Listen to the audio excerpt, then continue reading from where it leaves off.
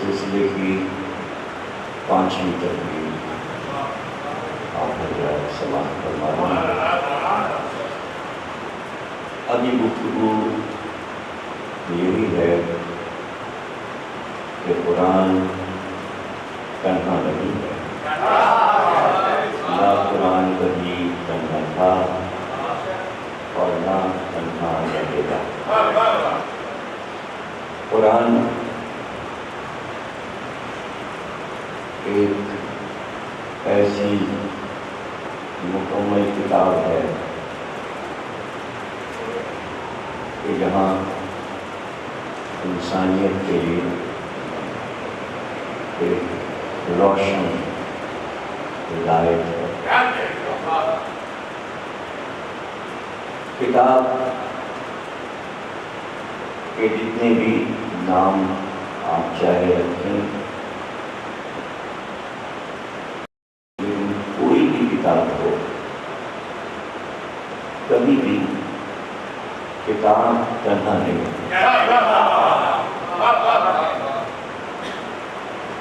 کتاب جس کو پڑھنا ہے وہ کتاب کے ساتھ ہے، کتاب اس کے ساتھ ہے، لیکن ایک طالب علم کے لیے کتاب جب تک کہ ٹیچر نہ ہو اس کے لیے کتاب تالا نہیں ہے۔ اور پوری کتاب طالب علم ایک دم سے نہیں پڑھتا، بلکہ ایک کلاس میں 1 سال تک طالب علم کو وہ کتاب ختم کرنی ہوتی ہے اور ایک دم سے استاد پوری کتاب نہیں پڑھائے گا۔ اگر آپ ایجوکیشن کے تمام اصولوں کو مد نظر رکھیں تو بہت آسانی سے یہ بات سمجھ میں آ جائے گی۔ ایک بچہ جسے پہلے حروف سے آشنا کیا گیا تو اس کی ابتدائی کتاب باتصویر تھی، آگے جا کے پھر تحریر رہ جائے گی اور تصاویر کی ضرورت نہیں پڑے گی۔ تو حرف بھی تنہا نہیں ہے، ہر حرف کے ساتھ ایک تصویر، تصویر اسے پہچان دیتی ہے اور اسے حرف کو یاد رکھنے میں بہت آسانی ہوتی ہے کہ الف سے کیا ہے اور ب سے کیا ہے۔ حالانکہ ایک حرف سے ہزاروں چیزوں کے نام ہیں، لیکن پہچان میں ایسی چیز حرف کے ساتھ رکھی جاتی ہے کہ جو بچہ دیکھ چکا ہو، اس کو پہچانتا ہو، تو عام طور سے پے سے بچے کو پتنگ ہی بتائیں گے، اس لیے بچہ پتنگ سے اس طرح آشنا ہوتا ہے کہ آسمان میں اڑتی ہوئی پتنگ کو وہ دیکھتا ہے اور اس کے بچپن کا کھیل بھی ہے۔ بلی ہر جگہ گھومتی پھرتی ہے اور بچے کو دکھا دی جاتی ہے تو وہ پہچان جاتا ہے۔ اس لیے انگریزی میں بھی سی سے کیٹ اور بے سے اردو میں بلی، کہ جن چیزوں سے شعوری طور پر بچہ آشنا ہو چکا ہے اور اس کو پہچان ہو گئی ہے، تو پہلی کتاب الف ب کی اس کو آسانی سے حروف یاد ہوتے جا رہے ہیں. آگے جا کے وہ چیزیں شاید اس کے لیے زیادہ کارآمد نہ ہوں اور اس کے کام یہ چیزیں نہ آئیں، لیکن وہ چیزیں اپنی یادیں تو چھوڑ دیں اور اس کا کام تو بن گیا نا. تو باتصویر کتاب نے آسانی سے بچے کو ذہن نشین کرا دیا اور اس کو الف سے یہ تک اور اے سے زد تک سارے حروف یاد ہو. آگے ٹیچر اس کو آسانی سے پھر ان حروف کے ذریعے لفظوں کو بناتا جاتا ہے اور ذخیرہ لفظ بچے کے پاس جمع ہوتا جاتا ہے.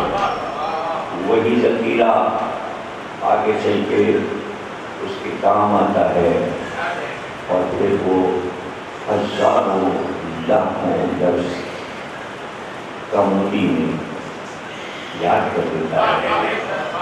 اسے رٹنا نہیں پڑتے بلکہ بزرگوں کی گفتگو سن کر وہ دوہراتا جاتا ہے اور وہ لفظ اس کے ذہن نشین ہوتے جاتے ہیں، اس کے حافظے کی فائل میں محفوظ ہوتے جاتے ہیں. یعنی کتاب تنہا نہیں ہے، یا ماں باپ بتائیں یا اسکول کا ٹیچر سکھائے، اس لیے کہ بچہ خود پیدا ہوتے ہی کتاب نہیں پڑھ سکتا. تو وہ عرب جو شعر و شاعری کے شوقین تھے، جنہوں نے غزلوں اور قصیدوں کے علاوہ نہ کچھ سنا تھا نہ کچھ پڑھا تھا، اس لیے کہ علوم بھی تو نہیں تھے. علوم تو ہی تھے یا شاعری تھی یا خطابت تھی، اور وہ بھی تحریری نہیں تھی بلکہ زبانی تھی، اور سب کچھ زبانی کام چل رہا تھا. پہلی بار قرآن نے ہی عربوں کو یہ ذوق و شوق دیا کہ کتاب لکھی بھی جاتی ہے، لکھنے کا طریقہ بھی سکھایا گیا. اور قلم اور کاغذ، چونکہ قرآن میں آتے ہی پہلی وحی میں اقرا میں ہی یہ کہہ دیا تھا پڑھو، اور اس کے ساتھ ہی کہہ دیا تھا علمہ بالقلم، اور قلم سے لکھو. حالانکہ نہ پیغمبر کو پڑھنا تھا نہ لکھنا تھا، پیغمبر کو تو پڑھانا تھا. تو پڑھو کا کیا مطلب ہے؟ مطلب یہ کہ یہ پیغام قوم کے نام ہے، تم پڑھو. کہ پیغمبر سے اللہ جو بھی بات کہتا ہے پیغمبر سے نہیں کہہ رہا، چونکہ اللہ براہ راست قوم سے بات نہیں کرنا چاہتا. اور اللہ کی نظر میں قوم کچھ نہیں ہے اور کبھی بھی نہیں گئی. اس لیے اس نے ہمیشہ یہ کہا کہ میری نظر میں ابراہیم تنہا ایک قوم ہے. تو جو اپنے نبی کو بھیجتا ہے وہ اسی کو قوم سمجھتا ہے اور اسی سے بات مخاطب کرتا ہے. یہ کرو، اس کا کیا مطلب ہے؟ اگر پیغمبر سے کہا جا رہا ہے قل واللہ احد، تو کیا اب جب سورہ قل اترا ہے تب پیغمبر نے اللہ کو ایک مانا؟ الحمدللہ رب العالمین، اپنے رب کی حمد کرو. تو کیا اب ہم شروع کریں گے سرکار 40 برس کی عمر میں؟ اب شکر کریں گے شروع.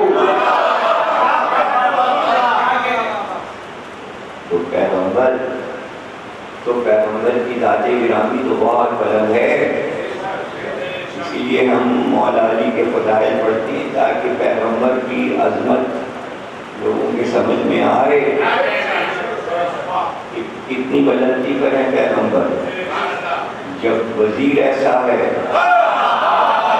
بادشاہ کیسا ہو.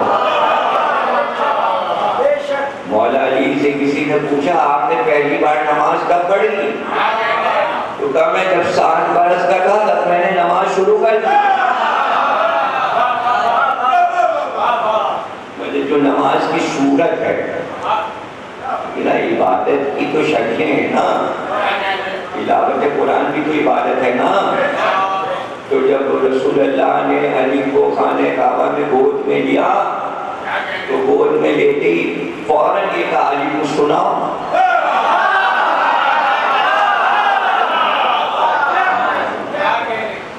یہ بھی طے ہو گیا کہ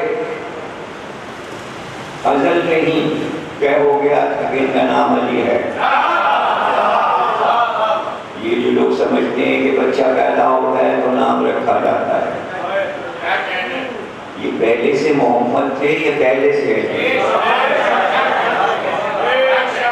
یہ علم الہی میں طے تھا کہ نور کے جب 2 حصے کریں گے, ایک کا نام محمد رکھیں گے, ایک کا نام علی رکھیں گے. تو جو ملائکہ تسبیح و تقدیس کرتے تھے اور نور انکاش پہ دیکھ چکے تھے خلقت آدم سے پہلے, تو اس وقت بھی ملائکہ نام جانتے. یہ کہنا کہ اب بچے کا نام رکھا گیا تو یہ کہیے جیسے یہ دنیا میں ظہور کرتے ہیں ان کا نام بھی ظہور کرتا ہے. نام پہلے سے تھا, نام نے بھی ظہور کیا. یہ پہلے بھی محمد تھے, اب لفظ محمد نے ظہور کیا. یہ پہلے بھی علی تھے, اب لفظ علی نے ظہور کیا.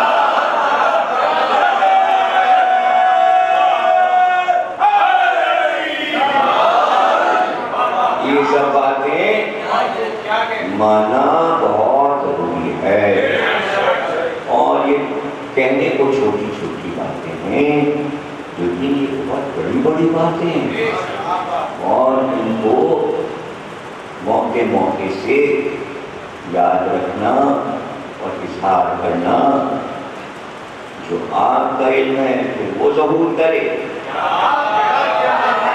اپنے بچوں کے لیے, آنے والی اگلی نسل کے لیے.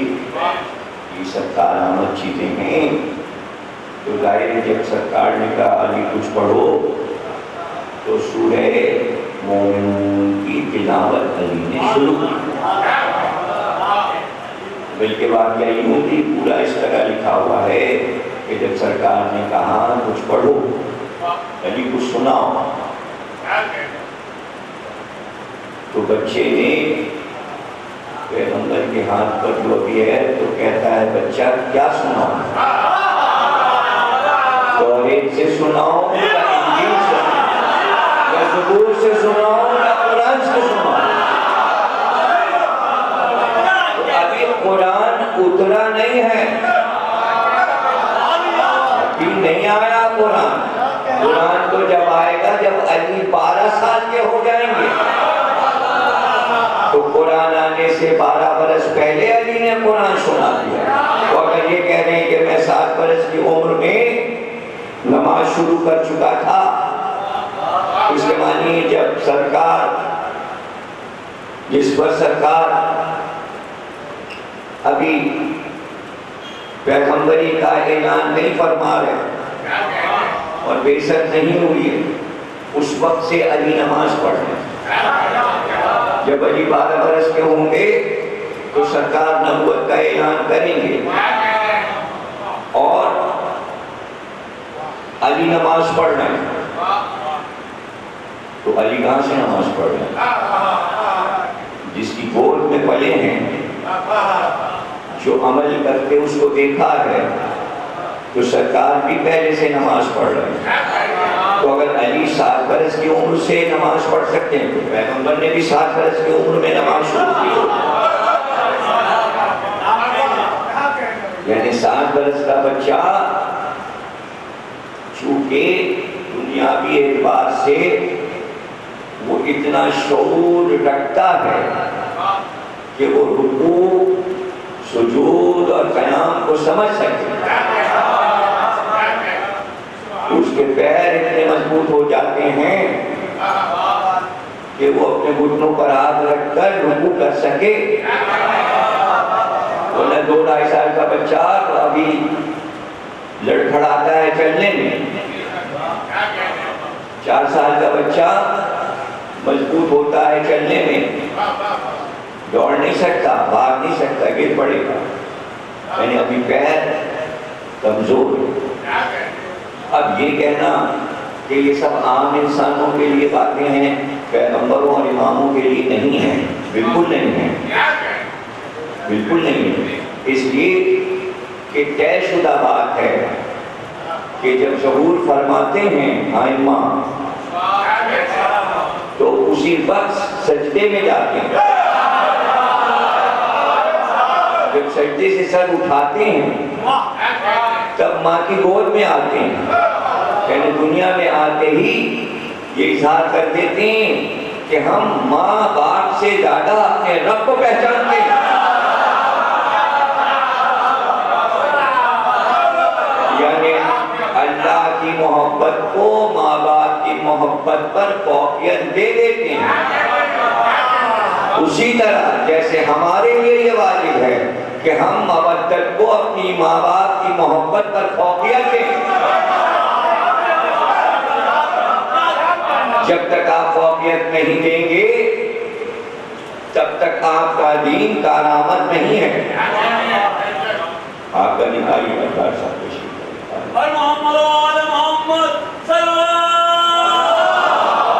دیکھیے خطبہ غدیر میں یہ شرط تھی، بغیر شرط کے اعلان نہیں ہوا. پہلے یہ پوچھا پیغمبر نے، میں اولیٰ کی تصرف ہوں، یعنی میں تمہارے نفسوں پر اولیٰ ہوں یا نہیں. یہ کوئی آسان بات نہیں ہے. اور 2-2.5 لاکھ عرب اگر اس جملے کو نہ سمجھتے تو پکار کے کہتے ہماری سمجھ میں آپ کی بات نہیں آتی. یعنی 23 برس میں پیغمبر کی تبلیغ میں اتنا تو سمجھ گئے تھے نا کہ نفس کیا ہے اور نفس کے اولیٰ ہونا کیا ہے اور محبت کیا ہے. تو یہ بات پیغمبر نے اب پوچھی ہے سکھانے کے بعد.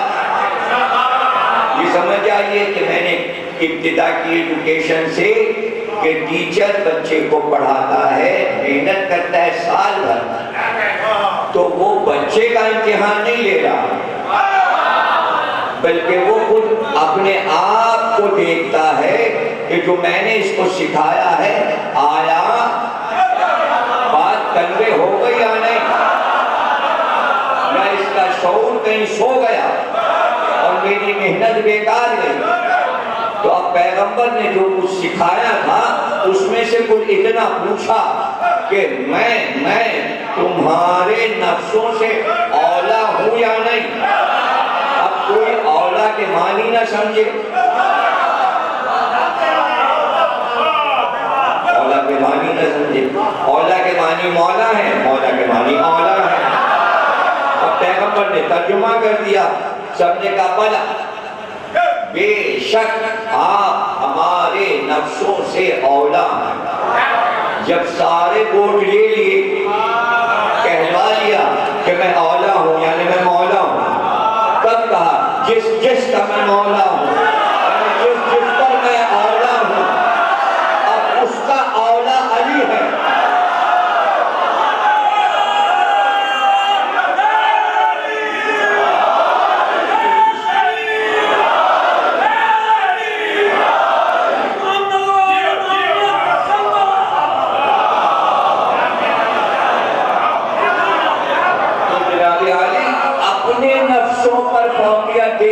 محبت علی کو.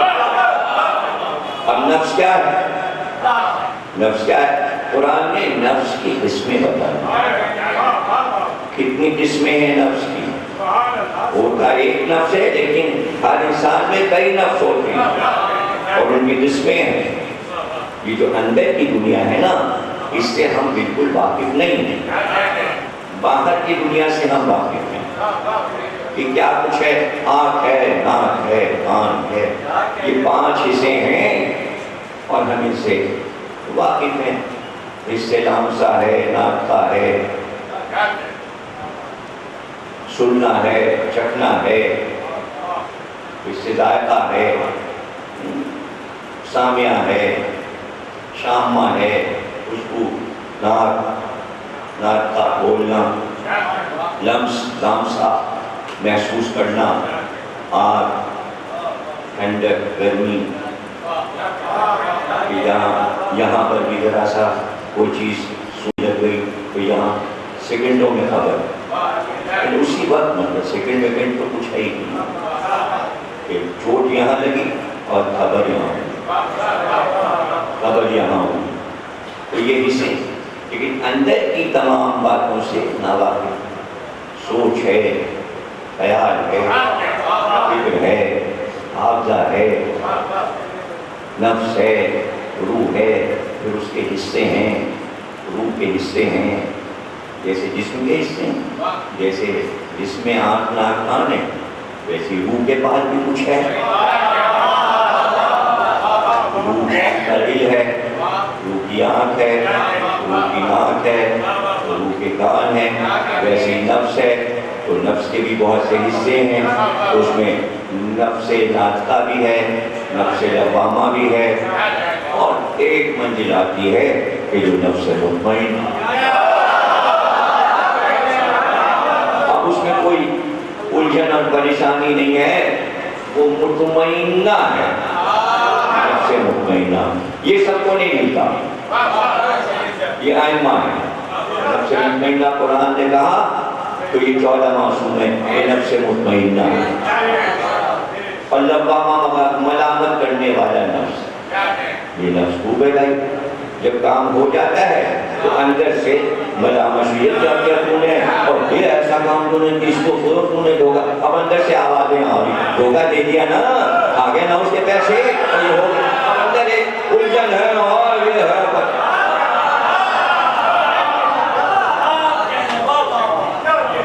اب وہ اندر سے جب پریشانیاں شاید خدا کرے کیا وہ یہ بات نہ معلوم ہو، خدا کرے کسی سے نہ سنا ہو آپ نے، ہم ہی پہلی بار بتا رہے ہوں. جب کوئی کسی کو قتل کر دیتا ہے، بے گناہ کسی کو مار دیا، تو آپ کو پتہ ہی نہیں کہ وہ پہلا کام قتل کرنے کے بعد ہو جائے کیا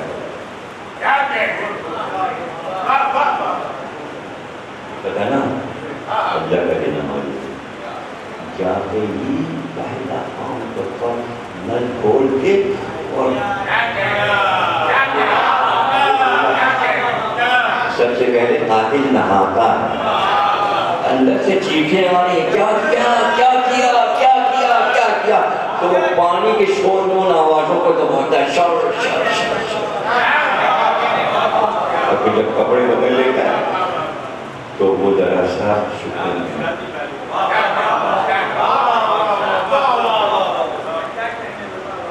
یہ کسی کو کیسے معلوم ہوگا؟ کسی قاتل کا انٹرویو لیا جائے. ارے جتنے پکڑے جا رہے ہیں یہ بات کسی نے نہیں پوچھی، جانے کیا کیا پوچھتے رہتے ہیں. وہ اخباروں میں آتا ہے یہ کسی نے پوچھا کہ تم نے گھر جا کے کیا کسی طرح پھانسی کا مسئلہ. یہ بھی بہت کم لوگوں کو معلوم ہوگا کہ پھانسی صبح کو دی جاتی ہے، دوپہر کو نہیں ہوتی، رات کو نہیں ہوتی ہے، ان کو جگایا ہے. یہ ہم ہی بتا چکے ہیں،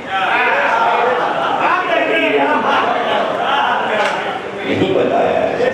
اصل نقوی بچپن سے سن رہے ہیں. یہ گہرا سی آئی ڈی میں ہوا آپ کو سے معلوم ہے،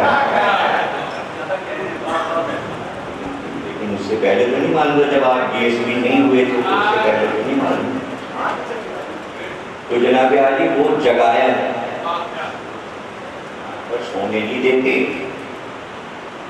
اس کو. جسے پھانسی ہوئی جگایا جائے اور صبح ہی صبح اس کو نہلایا جائے، صبح کو اسے نہلایا جائے۔ اب دیکھیے خدا نہ کرے ساتھ قرآن درمیان شیطان قرآن میرے، اگر کوئی رات بھر جاگے اور صبح کو نہا لے، ایسی مزے کی نیند آتی ہے، سارے دن بھر کے کام ہو جاتے ہیں، کیا کیا کرنا ہے پھر وہ نہا لیں، رات بھر کے جاگے وہ نہا لیں، پھر دیکھیے لیٹ کے بستر پہ بچ کے وہیں سے نیند شروع ہو جاتی ہے، ڈگمگاتے ہوئے نہاتے ہوئے نکلتے ہیں، سب کو رضائی اوڑھے چادر اوڑھے اور تو سب لیٹ کے سو جائیں، اگر سردیاں ہیں اور اے سی میں لیٹ کے سو جائیں، تو اب اس کا احساس تکلیف جو ہے وہ کم ہو جائے، اس لیے کہ وہ نیند میں لے جائے، اور جو کہتے ہیں نا پھانسی میں بھی نیند آ جاتی ہے، گاہ میں بھی نیند آ جاتی ہے، یہ کیوں مسئلہ اس لیے کہ وہ بالکل سو رہا ہوتا ہے، جب پھندے کے نیچے کھڑا ہوتا ہے وہ سو رہا ہوتا ہے، اس لیے کہتے ہیں کہ دار پر بھی نیند آ جاتی ہے، تو پھندا پڑ رہا ہے اس کو نہیں پتا، وہ تو نیند میں ہے، اب خواب میں اگر کچھ دیکھ رہا ہے تو دیکھ رہا ہوگا، دیکھ رہا ہے اس کے بعد وہ روح اس کی پرواز کر جاتی ہے۔ تو آپ یہ دیکھیں کہ کم از کم جس نے یہ پھانسی ایجاد کی کا موجد ہے، تو بنانے والا کتنا سمجھیے کہ جینیس تھا، کہ اس نے سوچا کہ مرنے والے کو تکلیف نہ دی جائے۔ اچھا اب اسلام کے اندر اتنے اصول ہیں، پورا چیپٹر بھرا پڑا ہوا ہے کہ ایسا موقع آئے تو اس کو کتنا سکون دیا جائے، اسی لیے سورہ رحمان سناؤ، سورہ یاسین سناؤ تاکہ جنت کے باغات نظر آئیں، اور اس کے بعد وہ باتیں ہیں کہ جو آپ پڑھیے تو حیران رہ جائیے، کوئی میچی نہ استعمال ہو، لوہا اس کے جسم سے مس نہ ہو، کیا کیا کچھ نہیں بتایا گیا کہ بھائی مر گیا ہے مگر اذیت نہ دی جائے، تو یہ ایک انسانیت پسندی کا پیغام، اب انسان کی فطرت کو اور اصولوں کو ملائیں، کہ یہ اصول جو بنائے گئے ہیں کس لیے کہ انسان کے اندر ایک خبیث انسان چھپا ہوا ہے، اگر وہ بھڑک گیا تو وہ شمر بنے گا یا حلقلہ بنے گا یا یزید بنے گا یا ابن زیاد بنے گا یا عمر سعد بنے گا، اور اگر ضمیر روشن ہو گیا تو پھر حور بنے گا،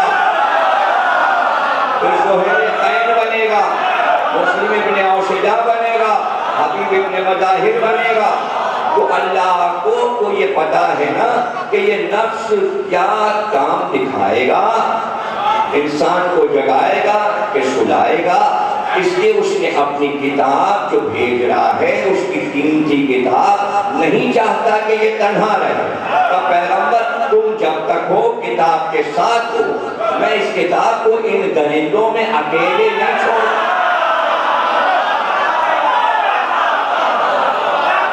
اس کتاب کا محافظ رہے تو اب اعلان کر دو کہ میں تم میں 2 قدر چیزیں چھوڑ رہا ہوں، یہ آپس میں کبھی جدا نہیں ہوں گی، یہ لفظ یہ بتا رہا ہے کہ یہ فیصلہ وہاں ہوا ہے کہ نہ قرآن سے اہل بیت جدا ہوں گے نہ اہل بیت سے قرآن جدا ہوگا، اور جدائی کوئی ڈال نہیں سکتا، اس لیے کہ پیغمبر نے غدیر کے خطبے میں دونوں ہاتھوں کو اٹھایا اور اس کے بعد دونوں انگلیوں کو ایسے ملایا، اور ملانے کے بعد کہا کہ اس طرح جیسے یہ دونوں انگلیاں جڑی ہوئی ہیں، قرآن اور اہل بیت قیامت تک ساتھ کوثر کے کنارے میرے پاس یوں ساتھ ساتھ آئیں گے اور ان میں جدائی نہیں ہے،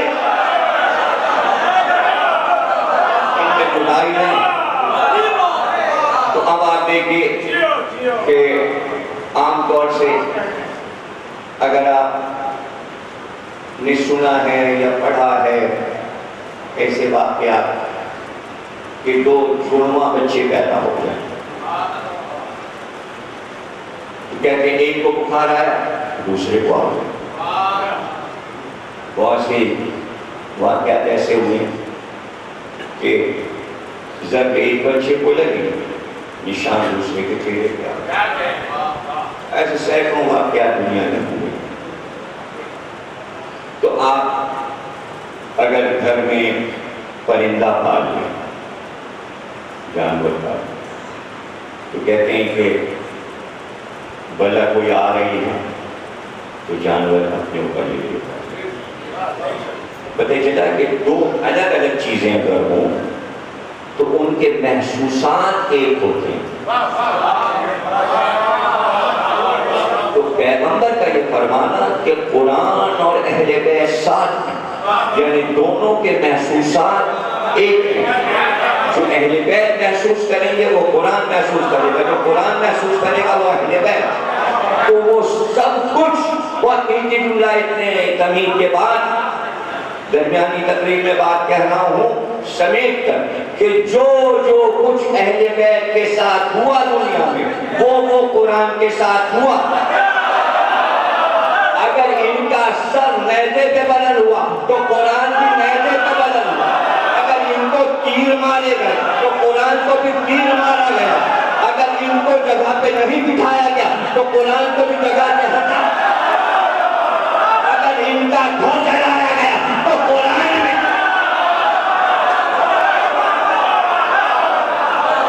جو کہنے گئے تو اب ان کا گھر جل رہا ہے تو قرآن محسوس کر رہا ہے۔ اگر قرآن جل رہا ہے تو یہ محسوس کر رہے ہیں۔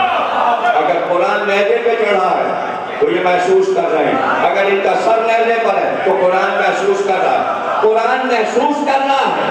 کیسے پتا چلے کہ قرآن اظہار کرے کہ حسین کا سر نیزے پہ آیا ہے تو مجھے تکلیف ہوئی ہے؟ تو ایک بات قرآن نے خود حسین سے کہا مجھے پڑھو۔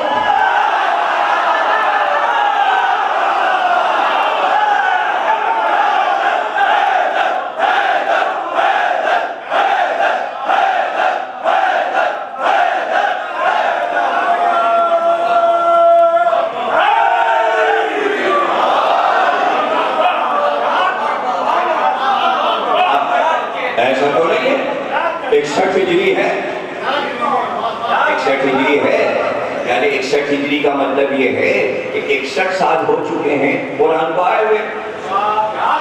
تو اب جو 60 سال کا بوڑھا ہو چکا ہے یا 61 62 63 64 اور 65 کا ہو چکا ہے تو قرآن تو بھی ہوگا۔ اگر کوئی صحابی رسول زندہ ہے تو حافظ تو ہوگا نا، اور نہیں ہوگا اگر حافظ تو سورے تو یاد ہوں گے۔ اگر کوئی سامنے پڑھے تو بتا دو دے گا کہاں سے پڑھا جاتا ہے نا۔ تو سر حسین شام میں داخل ہو رہا ہے اور زید بن ارقم صحابی رسول شام میں رہتے ہیں۔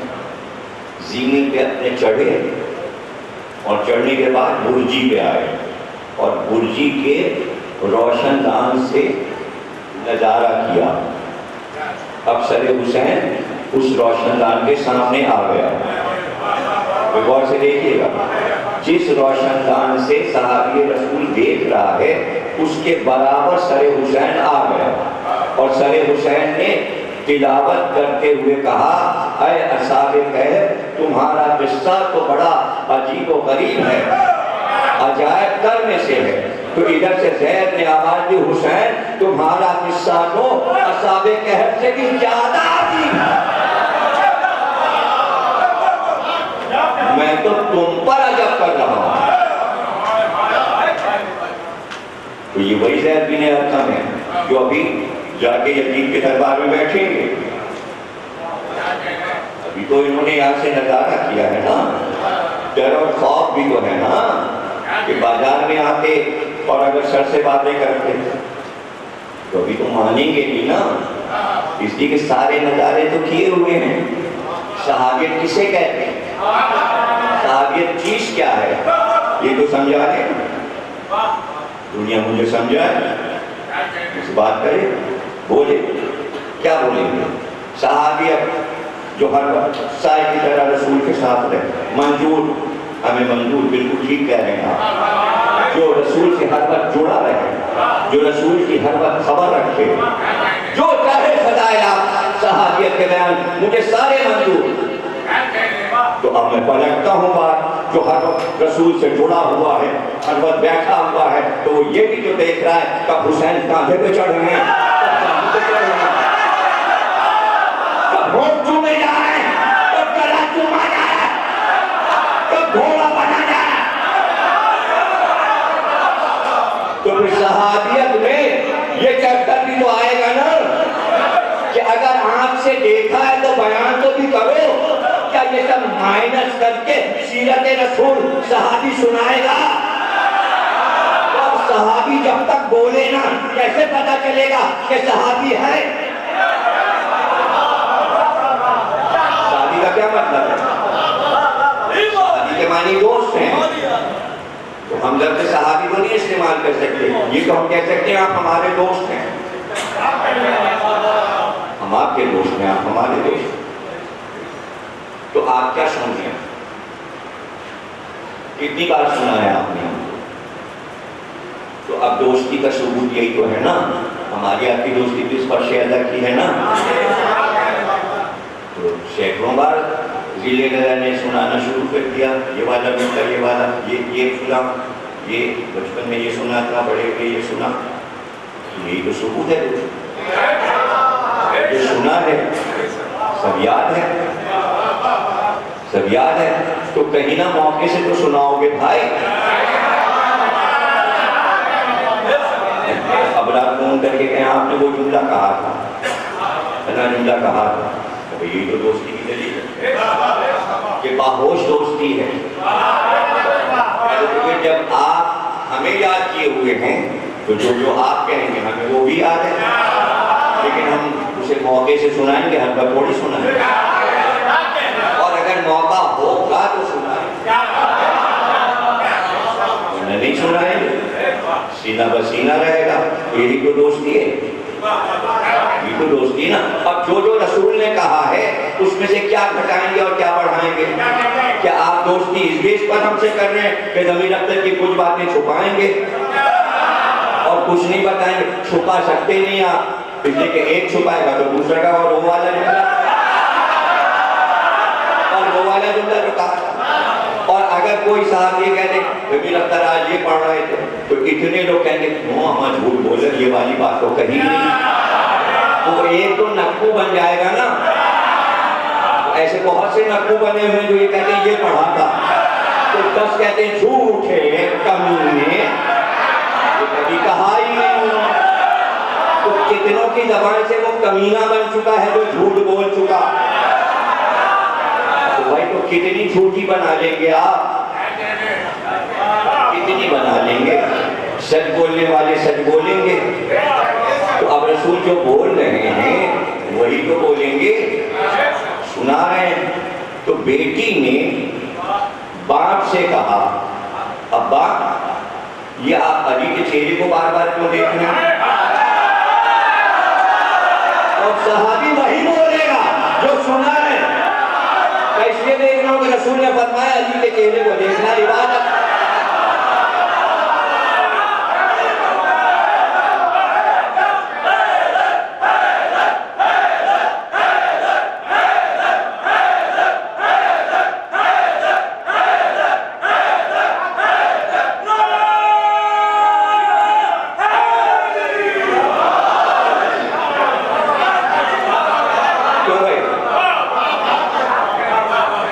صحابی تو اسی پر ثابت ہوگا کہ 60 سال پرانی کوئی بات سنائے کہ ایسے ہی نام کا ہے, نام کا تو نہیں. تو اب آ کے بیٹھے کیوں ہیں یزید کے پہلو میں؟ تاکہ جتائیں. بہت سے لوگ کہتے پھر رہے یزید صحابی ہے, لیکن نہیں ہے. اگر وہ 33 برس کا ہے صحابی کیسے؟ صحابی کا صحابی ہے,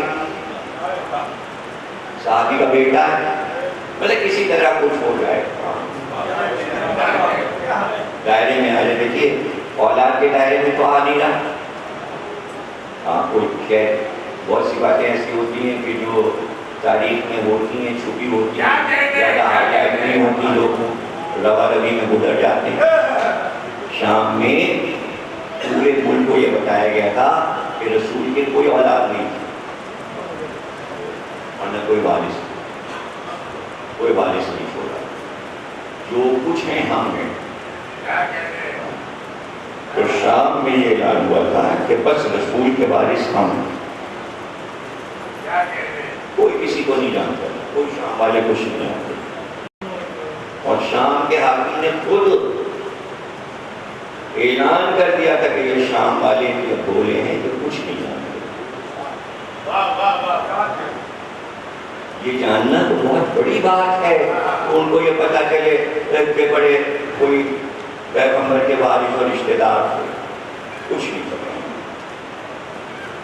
اور آپس میں باتیں کرتے تو پوچھتے تھے کہ فاطمہ کا نام سنا ہے, فاطمہ کا نام سنا ہے. تو وہ جو محمد کی بیوی تھی, ایسے رشتوں کو گھمایا گیا. آپ سمجھے نا. تو جہاں یہ طے ہو جائے کہ فلاں شخص پہ تبادلہ کرنا ہے, اسے گالی دینی, تو اس کے بارے میں اچھی بات کیسے سوچے گا؟ سوال ہی نہیں پیدا ہوگا کہ کوئی اچھی بات اور کوئی فضیلت, کوئی شام والے کوئی فضیلت نہیں جانتے, کچھ نہیں جانتے. اور انہیں یہ پتا تھا یہ جو تخت پہ بیٹھا ہے یہ سچا وارث ہے نبی کا.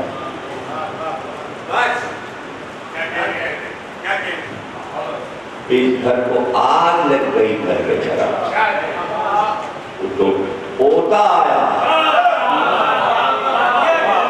یزید کا بیٹا آیا, پھر اس نے سارے راز کھول دی, گھر کا بیٹی. تو شام والوں کی آنکھیں کھل گئیں, دماغ ان کے بالکل آوارہ ہو گیا, ان کو کچھ سمجھ ہی نہیں آتی کہ ہوا کیا, یہ معاملہ کیا. لیکن یہ یزید کا بیٹا ایک دم سے کیسے یہ سارے کھول کھولے دے رہا ہے. یہ تو سیاست کی ناپختگی بلکہ جہالت کی انتہا کہ یزید سے جہالت یہ ہو گئی کہ حکم دے دیا ابن زیاد کو کہ قیدی یہاں بھیج دو. وہیں ابن زیاد سے کہتا پکی سیاست یہ تھی کہ کوفے سے مدینے واپس بھیج دو. سیاست میں کچا کھا گیا. بنی امیہ کو سیاست آتی نہیں تھی. جس سیاست پہ ناز کر رہے ہیں آج مسلمان, آج مجھ سے بات کریں تو میں بتاؤں کہ سیاست میں کتنے جاہل تھے, جب کہ سیاست ہی نہیں جانتے تھے, بلا لیا. اب جو قیدی آئے تو قیدیوں نے بتایا بارش ہم ہیں.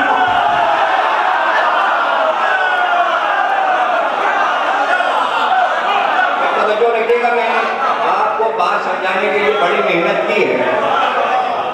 اب خطبہ سید سجاد اور خطبہ حضرت زینب جب دو خطبے ہو گئے تو شام میں سناٹا ہو گیا. خطبے پڑھ کے دیکھیے, توحید, عدل, نبوت, امامت, قیامت اور وارثہ میں, اصل وارثہ میں. اب پتہ چلا یہ سر کس کا آیا. کوئی توجہ دیجیے گا. جب اہل بیت آ گئے اور انہوں نے بتا دیا کہ نبی کا خاندان کیا ہے, قرآن کیا ہے, قرآن کسے کہتے ہیں, قرآن اور اہل بیت کا رشتہ کیا ہے, اب صحابیت چپ کیسے رہے گی. اب تو صحابیت محتاج ہو گئی اہل بیت کی. جب یزید نے سر حسین پہ چھڑی رکھی تو زید ابن ارقم کھڑے ہوئے کہ چھڑی ہٹا لے, میں نے ان ہونٹوں کو رسول کو چومتے ہوئے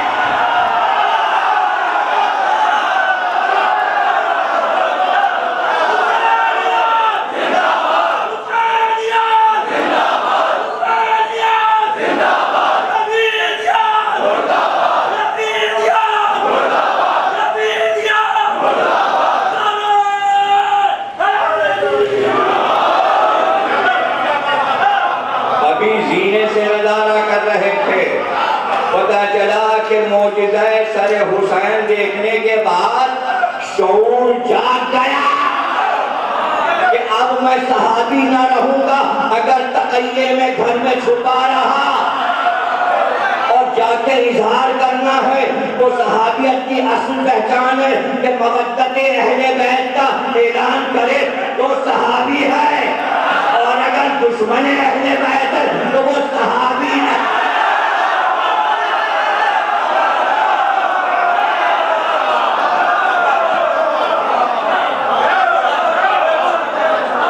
اب یہ معیار قیامت تک جائے، اب یہ قیامت تک جائے تو شعور جاگ گیا۔ جب شعور جاگ گیا تو کیا سکھایا آگے؟ اسیروں نے پیغام کیا دیا؟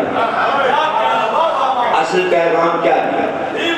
بھائی پیغام تو سب رکھا ہی ہوا تھا، سب تو رسول چھوڑ گئے ہیں، قرآن رسول چھوڑ گئے، اہل بیت کو چھوڑ گئے ہیں، علم چھوڑ گئے، توحید چھوڑ گئے، عدل، نبوت، امامت، قیامت، نماز، روزہ، حج، زکوٰۃ، سب تو چھوڑ گئے۔ سب کچھ تو رکھا ہوا ہے، سب سامنے ہیں، بلکہ سب نمازی بھی ہیں، روزے دار بھی ہیں، اور سارے حج کرنے بھی جاتے ہیں، زکوٰۃ بھی دیتے ہیں، سارے کام کرتے ہیں، سارے دین کے کام ہو رہے ہیں۔ رکا ہوا کون سا کام ہے؟ تلاوت بھی ہو رہی، سب کو قرآن یاد بھی ہے، حافظ قرآن ہے۔ اہل بیت نے کون سا میسج دیا؟ نہ اہل بیت نماز سکھانے آئے تھے، نہ روزہ رکھانے آئے تھے، نہ تلاوت کروانے آئے تھے، نہ توحید سمجھانے آئے تھے، نہ عادل سمجھانے۔ حضرت زینب اور سید سجاد صرف یہ بتانے آئے تھے کہ جب ظلم ہو جائے تو اظہار حق جو ہے اس کو کہتے ہیں کہ جرأت کے ساتھ اعلان کرو، ظالم سے نہ کرو۔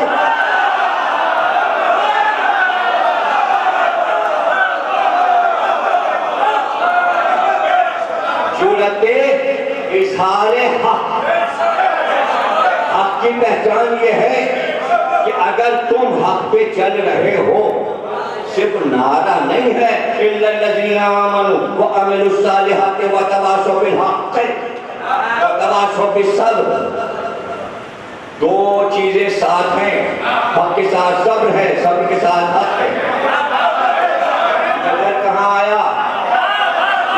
حضرت زینب اور سید سجاد اسیروں کے دونوں چیزیں ایک جگہ ساتھ آئی ہو نظر، کربلا سے پہلے اور کربلا کے بعد۔ حق اور صبر ساتھ ہے، صبر ساتھ ہے، لیکن حق کے معنی یہ نہیں کہ چھپا لیا جائے۔ اعلان، جب اعلان کر دیا تو کہتا ہے جرأت دیکھی، آسان ہے، یہ رومی تخت و تاج، یہ رومی در، یہ رومی محل، جہاں روم سانسیں لیتا تھا، وہی تو تخت پہ بیٹھا ہوا ہے رومی تخت پر، اور روم کی سلطنت کا چرچا ہے بھائی، چرچا ہے فالا رومن امپائر۔ کتاب لکھی جاتی ہے جب رومن امپائر کا فال ہوتا ہے، زوال ہوتا ہے، تو عروج پہ کتنی کتابیں لکھی ہوں گی؟ زوال پہ اتنی کتابیں لکھی گئی ہیں، تو عروج پہ کتنی کتابیں لکھی گئی؟ وہ عروج اٹلی سے لے کے اور ترکی اور شام تک تھا۔ روم کی سلطنت دو حصوں میں بٹی ہوئی تھی، ایک طرف ترکی کی سلطنت تھی، ایک طرف شام اور اٹلی، اور اس میں سب آتے تھے، فرانس، جرمنی، یہ وہ سب، اور تخت پہ بیٹھا ہوا ہے، بہت بڑا تخت ہے۔ اتنا بڑا ملک کسی کو ملا ہی نہیں تھا خلیفہ کو۔ سب سے بڑی سلطنت یزید کو ملی، اس لیے کہ چھٹا خلیفہ تھا، چھٹا تھا، چھٹا امت نے چھاٹا تھا اپنے لیے، مگر امت نے کھایا منہ کا ایسا غچہ کہ خاک میں گری امت۔ بہت سمجھے تھے کہ رنگیلا اور نرالا لائے ہیں اپنی یہاں، اس لیے کہ ہمیشہ بڑھا خلیفہ لائے تھے، اب کی آیا تھا جوان 33 برس کا، تو سب سمجھ گیا کہ 80 برس تک تو رہے گا، مگر 3 برس بھی نہ رہا۔ پہلی شکست تو امت کی ہی ہو گئی کہ ہاتھ سے یوں نکل گیا جیسے ہاتھ سے پودا ہو گیا، اور آدمی دیکھتا ہے کہ کہ یہ کیا ہوا؟ تو اتنی بڑی سلطنت اور کمی نہیں تھی، لیکن اس کو اتنا بڑھاوا دیا تھا کہ اتنی سجاوٹ کرو اور اتنے لوگوں کو بلاؤ اور اتنے سفیروں کو بلاؤ اور اتنے لوگوں کو بلاؤ، اس طرح سجاؤ کہ قیدیوں کے روب پڑے۔ قیدیوں کو کیا روب دکھا ہے؟ نہیں سمجھے آپ؟ پوری تاریخ علی، حسن، حسین، جناب فاطمہ، بنی ہاشم، اوپر جائیے، عبداللہ، مطالب، اور اوپر جائیے، عبدالمطلب، ہاشم، لبئی، حسین، پورا شجرہ، یعنی یزید یہ چاہتا تھا پوری وہ تمکنت جو بنی ہاشم کی تھی وہ لے کر قیدی آ رہے ہیں۔ کچھ بھی نہیں سمجھ رہا۔ اگر یزید اتنی بڑی رومی روحانیت لیے بیٹھا ہے تو وہ ابراہیم سے لے کر اور عبداللہ اور ابو طالب کی پوری روحانیت اور طاقت لے کر آ رہے ہیں، تو ان کو دکھانا چاہتا تھا کہ تم افضل ہو کہ ہم افضل ہیں۔ تو گویا اس نے شطرنج کی بساط پھیلائی تھی اور قیدیوں کے آنے سے پہلے مہرے چل رہا تھا کہ کیا کرنا ہے، کون سی آیت پڑھنا ہے، کیسے انہیں بیدار کرنا ہے، کیسے انہیں نیچا کرنا ہے، کو سمجھنے کی کوشش کیجیے۔ تقریر کے آخری جملے آ گئے، یہیں پہ تقریر ختم ہو رہی تو تیاری ہوئی تھی، آیتیں یاد کی تھی، جیسے ہی آئے تو پہلی بات یہ کہی، دیکھا تم نے کہ اللہ نے تمہارے ساتھ کیا کیا؟ دیکھیے وہ اللہ کو فوراً اپنی پارٹی میں لیا، قیدیوں کو اللہ سے ہٹایا کہ تم الگ ہو، ہم مسلمان ہیں، اللہ ہمارا ہے، اللہ نے تمہارے ساتھ کیا کیا۔ اور اب قرآن کی آیت پڑھی، اللہ جسے چاہتا ہے ذلت دیتا ہے، جسے چاہتا ہے عزت دیتا ہے۔ جیت گیا، نہیں سمجھے آپ؟ خدا کرے کہ آپ کی نظر حرام ہے شطرنج پہ ڈالنا، اور کیوں جانے آپ کے شطرنج کیا ہے؟ مہرے چلنا شطرنج کے کہتے ہیں، عیاری آتی ہے، مکاری آتی ہے۔ بادشاہ لوگ شطرنج کھیلتے ہیں، چونکہ یزید شطرنج کھیل رہا تھا، جب قیدی آئے تو مہرے چل رہا تھا۔ مہرے اس لیے چل رہا تھا کہ اس کو مہروں کے ذریعے جیتنا تھا۔ کچھ بھی نہیں سمجھ رہے آپ؟ وہ اپنے دماغ کو تیز کر رہا تھا، کون سی آیت پڑھ کیا انہیں زیر کرنا ہے۔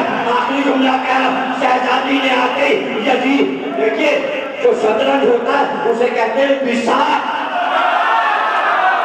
بساط یعنی بساط پر مہرے چلتے ہیں۔ شطرنج پھیلی تھی، زینب نے آتے یزید کی بساط۔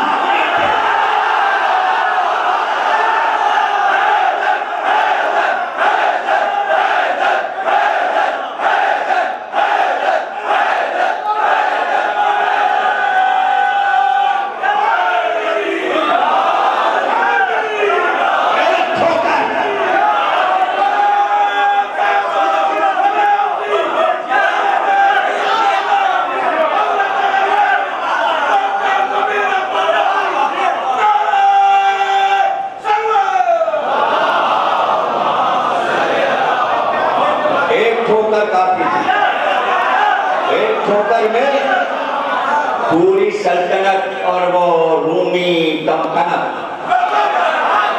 سب الٹ گئے، سب الٹ گئے۔ چند آیتیں رٹ کے بیٹھا تھا،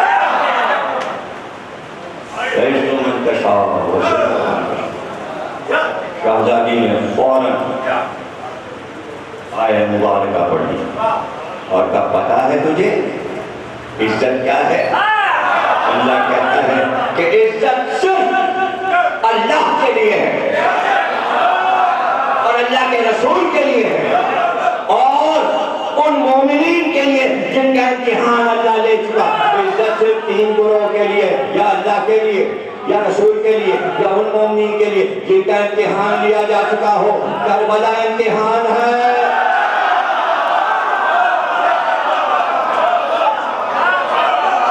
یزید نہ اللہ میں آ رہا تھا، نہ رسول میں آ رہا تھا، نہ مومنین میں آ رہا تھا۔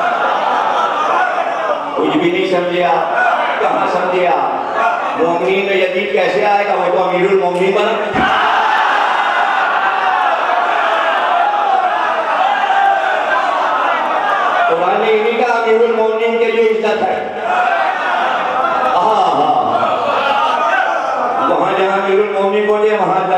رسول کے لیے عزت ہے. جو مثل رسول ہو وہ امیر المومنین ہو سکتا ہے. علی مثل رسول تھے. اس لیے امام حسن نے فرمایا کہ قیامت تک سوا علی کے کسی کو امیر المومنین کہنا حرام ہے.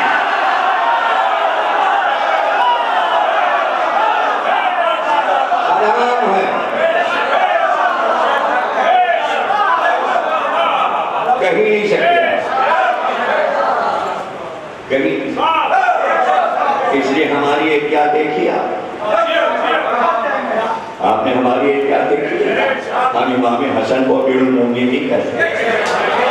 ہم امام حسین کو امیر المومنین. اور امت کی جہالت دیکھیے. ہارون رشید بھی امیر المومنین اور ولید فاسق بھی امیر المومنین اور ضیاء الحق بھی امیر المومنین.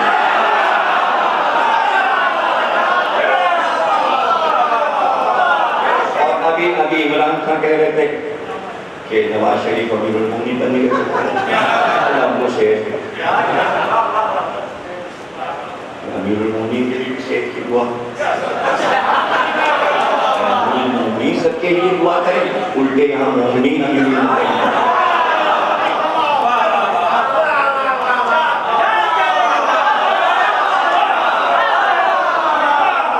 پورے نئے تو دعا دے کے اور وہ بھی انہوں نے مشرف نے کی کتاب میں لکھا کہ وہ جب یہ سب کچھ لکھا تو جاپان والے وزیر اعظم نے فون کیا. ان کا بھائی آپ کی کتاب پڑھ لی, آپ نے ملا عمر کا پورا حال لکھا, تو یہ بتائیے کہ وہ حکومت کا ہوا جگہ اخبار میں چھپا تھا, کٹنگ میرے پاس رکھی. تو مشرف صاحب نے جواب دیا ہاں کتاب میں رہ گیا. وہ عمر جو ہے اپنی اسکوٹر پہ بھاگے.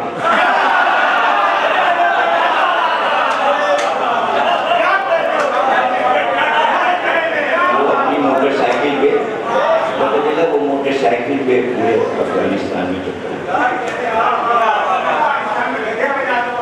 اچھا ہاں تو یہ دیکھیے ابرار صاحب آئے آج اور تقریب کی دیں. تو اب جناب علی آخری گنجائش کر رہا ہوں کہ یہ ہوا سلطنت کا حال. اور شہزادی نے کہا محلن محلہ بڑا تبش جہاں, جلدی مت کر, اترا مت, جہالت کی باتیں مت کر, اور قرآن کی آیات کا مذاق مت کر. اللہ نے ہم کو عزت دی ہے, عزت والے, اور ہماری عزت وہ ہے کہ جس پہ کبھی سوال نہیں ہے. آپ دیکھیے کہ قیدی بھی بنایا گیا, بازاروں میں اسیر بنا کے پھرا گیا, اور پھر عزت, اور ایسی کہ جس کا تصور زمانہ نہیں کر سکتا, تصور نہیں کر سکتا.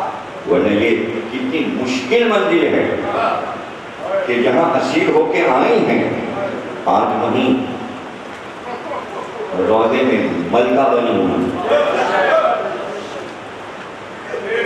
حکومت کر رہی روضہ میں. تو یہ اللہ کی طرف سے کہ تم نے ہمارا نام کیا, کیونکہ وعدہ ہے, اور اللہ نے کہا ہم تمہارے ذکر کو غلط کرتے ہیں. یہی ہے ذکر کی وجہ کہ جہاں اللہ و رسول کے ساتھ ذکر ہو, قرآن کے ساتھ ذکر ہو, یہی ذکر سب سے بڑا ذکر ہے. اور اسی کو قرآن نے ذکر کہا. قرآن نے جو کہا ہے کہ ذکر کیا ہے, تو ذکر اصل میں ذکر اہل بیت ہے. اور دیکھیے کتنی عجیب بات ہے کہ قرآن کو اللہ نے ذکر کہا, اہل بیت کے ذکر کو اللہ نے ذکر کہا, اور اپنا ایک نام رکھا ذاکر.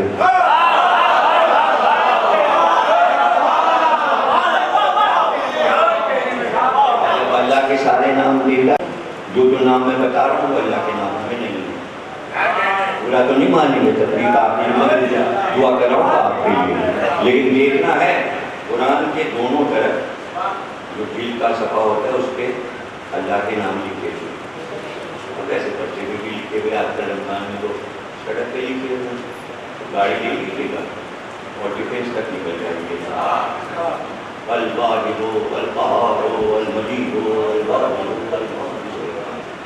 میری دل کو مجھے کیا دیکھتے وہ نہیں دیکھے کیا لاہور اور سیالکوٹ میں دیکھ کے آئے ہیں نا پورے پاکستان کے اور شہر میں لگا دیے کو کیا اللہ اللہ کبھی یاد ہو جائے. لیکن نہ یاد کرنا تھا مسلمانوں نے نہیں یاد کرنا. 99 کسی کو نہیں یاد ہونا.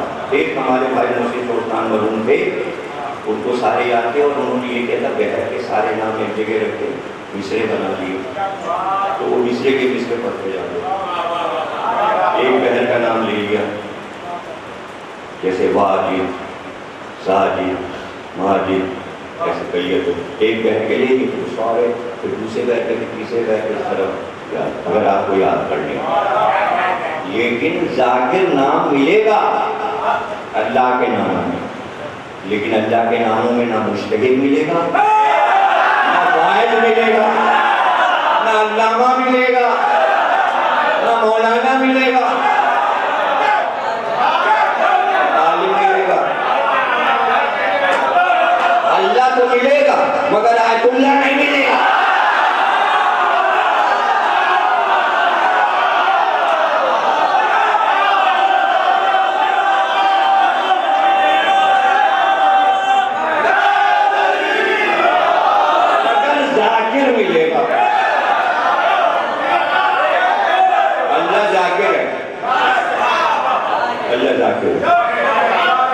تو کوئی یہ ذکر ہے اور ذاکر ہے, یہی ہماری زندگی.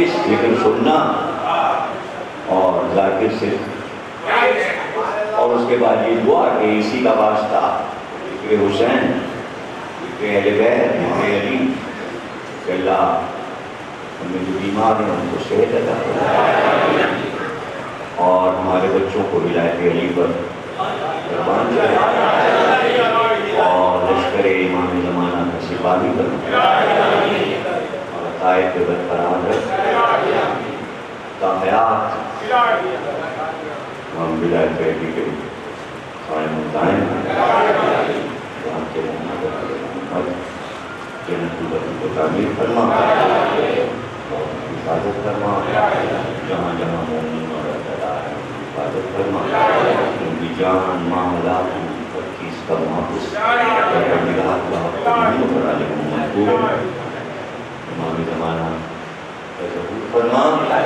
اور ظہور میں تاجیل